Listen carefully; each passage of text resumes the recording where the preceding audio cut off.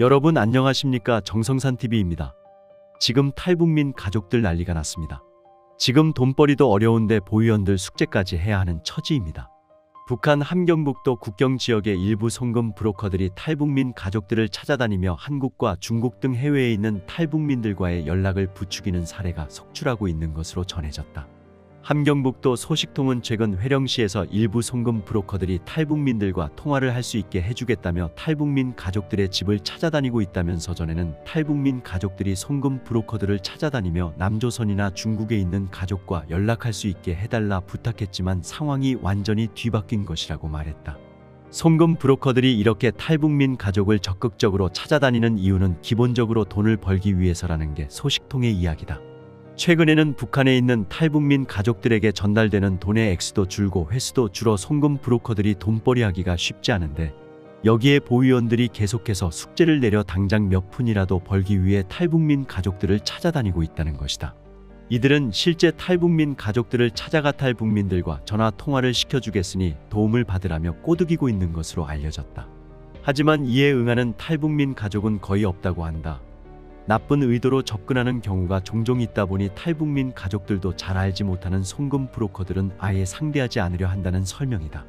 소식통은 어쩌다 한 번씩 거래하는 탈북민 가족들에게 돈을 전달하고는 보위원들과 짜고 돈을 회수해 나눠먹는 송금 브로커들도 있고, 가짜 보위원을 탈북민 가족 집에 들여보내 돈을 빼앗거나 돈을 내놓지 않으면 목숨을 위협하는 송금 브로커들도 있기 때문에 탈북민 가족들은 거래 이력이 별로 없는 송금 브로커들을 신중하게 대한다고 말했다. 이런 실정으로 대부분의 탈북민 가족은 집에 찾아온 송금 브로커들을 그냥 되돌려 보내지만, 어떤 이는 끈질기게 계속 찾아와 탈북민 가족들이 골머리를 앓기도 한다고 소식통은 전했다. 실제 이달 중순 회령시에서는 한 탈북민 가족의 집에 2에서 3년 전 한두 번 거래한 적이 있는 송금 브로커가 찾아와 중국 손전화를 내밀며 한국에 사는 가족과 통화하게 해주겠다고 먼저 제안하는 일이 있었다고 한다. 이 탈북민 가족은 오늘은 집에 손님이 오기로 해 안된다, 몸이 아프다고 둘러대며 송금 브로커를 몇 차례 돌려보냈으나 그가 이후에도 끊임없이 찾아오는 통에 결국 전화하지 않겠다며 직접적으로 거절 의사를 표했다는 전언이다. 송금 브로커가 먼저 찾아와 통화를 시켜주고 돈까지 받아주겠다고 하는 것은 돈을 꿀꺽할 심산이거나 보위원들의 앞잡이가 돼 단속에 걸리게 할 목적이 있다고 봤기 때문이다. 소식통은 송금 브로커들도 본인들이 살기 위해 물불을 가리지 않고 나설 수밖에 없는 실정이라며, 보위원들의 부탁을 하나라도 들어주지 않으면 언제 잡아먹힐지 모르기 때문에 갖가지 수법을 동원해 돈 벌 방법을 모색하는 게 지금 송금 브로커들의 현실이라고 말했다. 작년에는 북한 국경 지역의 보위원들이 탈북민 가족들을 찾아다니며 한국이나 중국에서 보내온 돈을 전달해 주러 오는 송금 브로커들을 신고할 것을 종용하고 있다는 전언이다. 함경북도 소식통은 최근 회령시에서 보위원들이 탈북민 가족들을 찾아다니며 저쪽 한국 또는 중국에서 가족들이 보낸 돈을 전달해 주러 오는 사람들을 신고하라고 요구하고 있다고 전했다. 소식통에 따르면 최근 회령시 보위원들은 이달 말 불법 휴대전화 집중 단속 실적 평가를 앞두고 이른바 건수 올리기에 혈안이 돼 있다.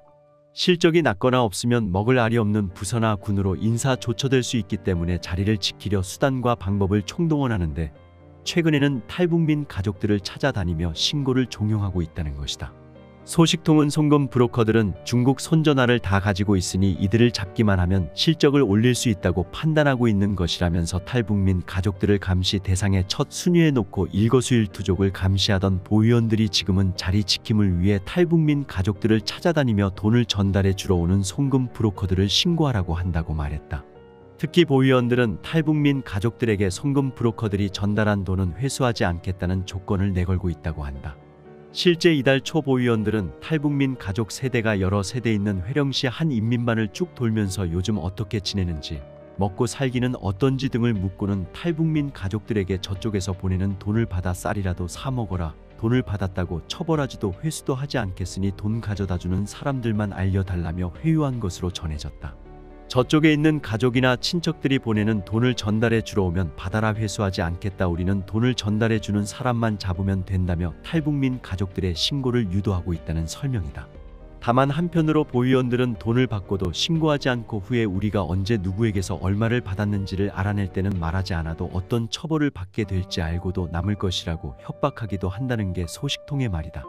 소식통은 탈북민 가족들에게 돈을 받은 자체가 범죄 행위라며 돈은 돈대로 빼앗고 노동단연대까지 보내던 보위원들이 요즘에는 갑자기 돈을 받으라고 부추기고 있어 탈북민 가족들 속에서는 어처구니가 없다는 반응이 나온다며 보위원들은 심장이 여러 개라는 말이 돌 정도인데 누가 그들을 믿고 신고하겠느냐고 지적했다.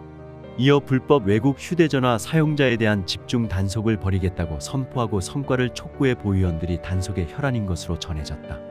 함경북도 소식통에 따르면 지난달 초 함경북도 보위국에 중국 손전화 사용자를 뿌리 뽑을 때까지 소탕전을 진행하라는 국가보위성의 지시가 내려졌다. 이후 회령시 보위부는 지난달 4일 과장급을 포함한 간부회의를 열어 국가보위성 지시를 전달했다. 이날 회의에서 시 보위부장은 중국 손전화 사용자들에 대한 단속과 처벌을 강화했음에도 사용자 수가 계속해서 늘어나고 있는데 이는 우리 보위원들이 일을 잘하지 못하고 있다는 증거라면서 11월까지 중국 손전화 사용에 대한 집중 단속을 벌여 실적으로 일을 하고 있다는 것을 증명하고 실적이 없는 보위원들은 군으로 조동된다는 것을 명심하라고 말했다.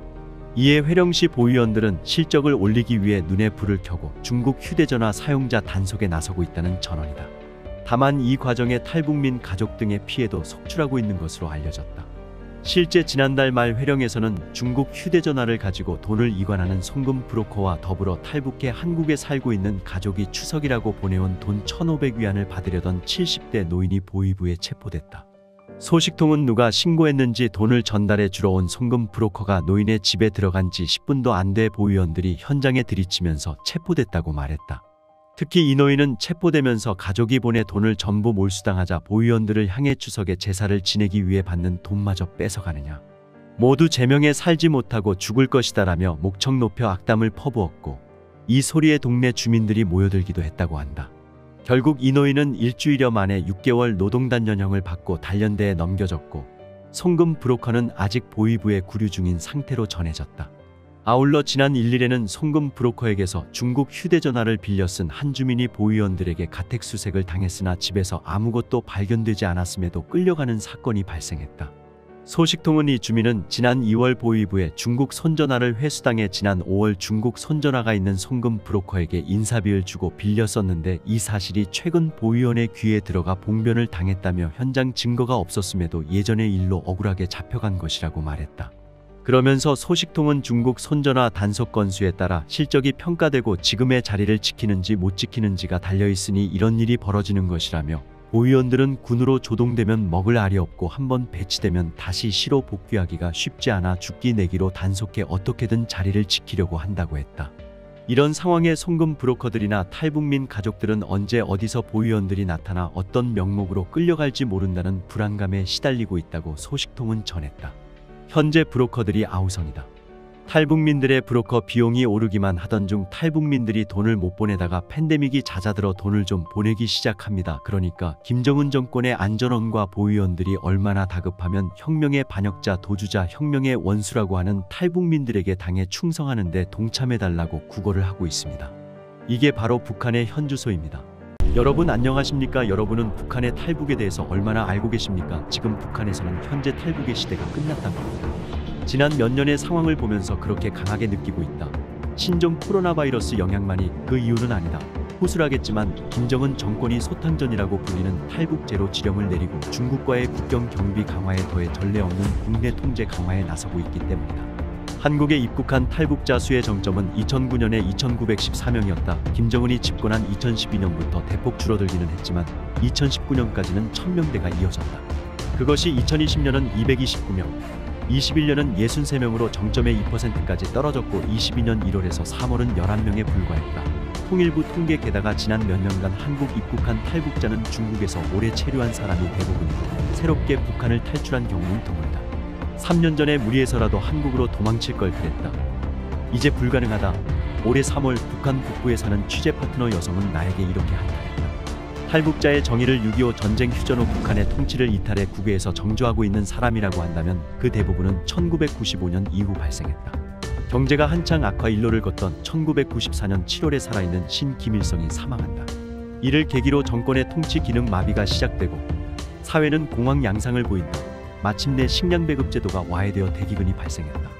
여러 썰이 있지만 필자는 2000년까지 200만 명 이상이 사망했다고 본다. 굶주림에서 벗어나려고 그리고 장래의 전망을 그릴 수 없어서 엄청나게 많은 사람이 중국으로 도망쳤다. 이것이 오늘에 이르는 탈북자 문제의 시작이다. 필자가 처음 북중국경 취재를 떠난 건 1993년 7월 이후 오늘날까지 약 100회 현지 취재를 거듭해왔다. 가장 최근은 2019년 9월이다. 북한에서 중국으로의 월경은 1997년부터 98년 최대치에 이르렀다. 나는 두만강과 압록강을 따라 많은 조선족 농촌을 정점 관측하고 있었는데 인구 1000명 정도의 작은 마을에 하룻밤에도 수십 명의 북한 사람이 넘어오는 놀라움이었다. 2000년경까지 중국에 월경한 사람 수는 연인원 100만 명에서 200만 명에 달하지 않았을까. 나는 보고 있다. 몇 번이나 왕래를 반복하는 사람이 많았다. 하지만 그 대부분은 북한으로 돌아갔다. 사랑하는 가족에게 돈과 음식을 전해주기 위해서였다. 북한에서의 생활을 포기한 소수가 난민이 되어 중국에 머물렀고 이윽고 그 대부분이 안착할 땅을 찾아 한국을 목표로 했다. 1998년까지 한국에 들어간 탈북자 수의 총계는 947명에 불과했지만 그 후 급증해 올해 3월까지의 누계는 33,826명이다. 중국으로의 월경 최대치와 한국 입국 최대치에는 10년의 시차가 있다. 중국에 몰려든 북한 사람들은 비합법 신분이었기에 한국으로 갈 방법이 거의 없었던 것이다. 2000년대 들어 고비 사막을 걸어서 몽골 영내로 들어가 한국 당국의 보호를 받는 루트가 지원단체에 의해 개척됐지만 몇 년 만에 중국 당국에 의해 없어졌다. 선양과 베이징의 외국 공관에 뛰어들어 한국행을 요구하는 과격한 행동을 취하는 지원단체가 나타났다. 2002년 5월 선양 일본 총영사관에 5명이 뛰어든 이른바 김한미 양 가족 사건 외에도 일본인 학교에도 잇따라 뛰어들었다. 이 루트도 중국 당국이 외국 공관 주변을 요새화해 무너졌다. 그 후 구멍이 열린 것이 동남아시아 루트다. 윈난성의 쿤밍에서 라오스와 미얀마, 베트남을 거쳐 태국을 목표로 한다. 현재 살아남은 거의 유일한 루트다. 1990년대의 북중국경은 허점투성이었다. 국경경비대에 몇백 중국 위안 정도의 뇌물을 주면 중국으로 건너갈 수 있었다. 동정하며 보호해주는 중국 조선족 커뮤니티도 있었다. 한국과 일본, 중국 내 대도시로 이주가 진행돼 현재는 소멸. 특히 여성들은 조선족 농촌 남성에게 시집가는 형태로 안전한 거처를 얻을 수 있었다. 북한을 벗어난 사람들이 잠복할 수 있는 인민의 바다가 존재한 것이다. 하지만 대량의 월경자 발생을 중대 사태로 파악한 북한 당국은 국내 이동 통제와 국경 경비를 엄격히 했다. 중국도 월경자에 의한 강도, 살인, 마약 밀수, 인신매매가 발생함에 따라 경비를 강화했다. 2005년경부터 월경자는 눈에 띄게 줄었다. 한편 먼저 한국에 입국한 사람들이 돈을 사용해 가족을 탈출시키는 사례가 급증한다. 북한을 떠난 뒤 중국 국내 브로커가 쿤밍까지 안내하고 라오스 등을 거쳐 방콕에 가는 것을 또 다른 브로커가 청부 맡는다. 중국으로의 월경이 어려워졌는데도 한국에 입국하는 사람이 늘어난 것은 이렇게 불러들이는 형태의 탈북이 급증했기 때문이다. 다른 탈북 경로도 언급해둔다. 전체의 12% 정도라고 생각되지만 어선으로 북한에서 직접 한국으로 들어가는 경우 외에 제3국의 합법적으로 제류 중에 통제를 벗어나 망명을 신청하는 경우도 있다. 중국과 러시아 등에 파견된 노동자, 무역회사원, 외교관 등이다. 군인이 군사경계선을 넘어 직접 한국으로 도망치는 사건도 있었다. 2017년 11월에 판문점 공동경비구역 근무 병사가 총격을 받으면서도 도망에 성공한 사례가 기억에 새롭지만 필자의 조사에 따르면 김정은 시대에 들어선 2012년 이후에만 9건 발생했다. 2020년에 코로나 팬데믹이 시작된 이후 두만강, 압록강의 경비 강화는 지금까지와는 차원이 다르게 엄격해졌다. 경제가 마비되어 취약계층의 아사자까지 발생하는데도 막대한 인원과 자금을 국경경비에 투입하는 김정은의 대책은 바른 길을 벗어났다고 말하지 않을 수 없다. 코로나로 중국에 갈 수 없는 나 대신 동료인 중국인 멤버가 종종 국경지대를 촬영했는데 거의 전역에 걸쳐 군대를 투입해 가시철조망 보강 공사가 진행되고 있었다. 전류를 흐르게 하는 설비도 증설돼 있었다. 2020년 8월에는 국경지대 1km를 완충지대로 정하고 무단으로 접근하는 자는 경고 없이 사격한다는 포고를 내렸다. 실제로 2021년 12월에는 중국으로 넘어가는 3인조를 총격, 1명이 사망하는 사건이 일어났음을 아시아프레스가 확인한 바 있다. 국경에 강에 접근조차 못하게 된 것이다. 김정은 정권의 위협이 된 탈북자는 멈추지 않는 탈북의 김정은 정권은 골머리를 앓아왔다. 탈북자는 김씨 일족 지배의 거짓을 폭로하고 열악한 생활 환경과 소름 끼치는 인권 침해의 산증인이다. 2016년 UN 북한인권위원회는 정치범 수용소의 실태에서부터 체제에 대한 절대충성, 절대복종을 강요하는 일상의 정치 시스템에 이르는 상세한 보고서를 발표했다. 방대한 탈북자로부터의 청취가 주요 소스다. 또한 탈북자들은 한국과 제3국에서의 반체제 활동의 중심 세력으로 성장했다. 활동 방법에 찬반이 있지만 전단과 USB를 풍선으로 북한에 날려보내서 정보 유입을 도모하는 활동을 하거나 유럽에서는 망명 정부 설립의 움직임도 있었다. 현재 한국에서는 태영호, 지성호 두 명의 국회의원이 있다. 탈북자의 대부분은 사랑하는 가족을 북한에 남겨두고 있기에 일상적으로 연락해서 지원을 계속하는 노력을 해왔다. 그 과정에서 북한 내부와 이어지는 송금 및 정보 전달의 루트가 완성돼 버렸다. 현재는 어려워졌지만 5년 정도 전까지 서울과 오사카에서 전화 한 통으로 북한 국내에 돈을 보낼 수도 있었다. 한국 드라마 등 영상 콘텐츠를 당과 군 간부들 사이에서도 몰래 시청하고 있다. 젊은이들 사이에서는 한국풍 말투가 퍼지고 K-팝까지 흥얼거리고 있다. 김정은 정권은 한국 정보의 유입을 방치하면 체제가 흔들릴 수 있다는 위기감을 강하게 느끼고 2020년 12월 반동사 상문화배격법을 제정했다. 양형은 한국 드라마를 본 것만으로 징역 5년, 악질로 간주되면 최고 사형이다. 현재 오사카와 수도권에 약 200명의 탈북자가 살고 있다. 1959년부터 84년까지 이어진 귀국 사업으로 제1조선인과 그 일본인 가족을 합쳐서 9만 3천여 명이 북한으로 건너갔는데 이 귀국자와 북한 출생 아이들이 일본으로 돌아오고 있는 것이다. 지난해 12월 20대 초반 북한 여성이 일본에 입국했다.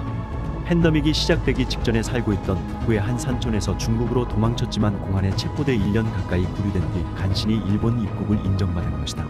내가 조사한 바로는 일본에 입국한 탈북자는 2017년 말 20대 초반 남성이 입국한 이후 처음이다. 두 사람이 입국을 인정받은 것은 일본 연고자였기 때문이다.